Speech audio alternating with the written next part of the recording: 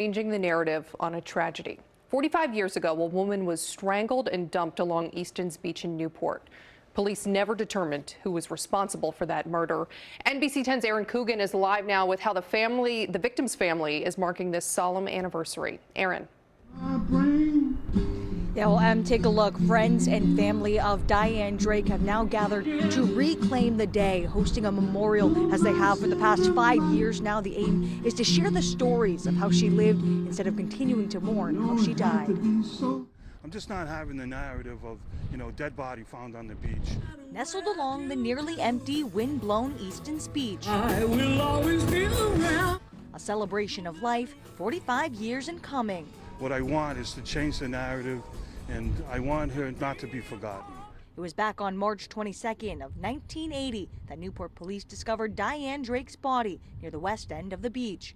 The medical examiner's team determined her cause of death as strangulation, but no suspect was ever found responsible. Drake was only 19 years old. To live in like Disneyland here in Newport, and then have something like that happen, we just never thought that, we always thought we were going to be immortal. Just one of 9 siblings, surviving members of the Drake family admit 45 years later, the hurt is still palpable.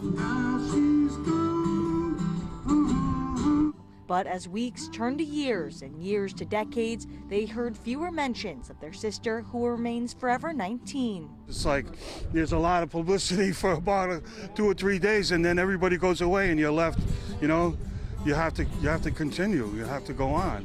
And it's the reason their annual memorials have turned into yearly celebrations of life. I'm really not trying to solve the case. What I'm trying to do is change the narrative. As well as their motivation to start a nonprofit in her honor. And use it as a platform to create a nonprofit in her name to service people who have been through tragedies like this, who have to survive.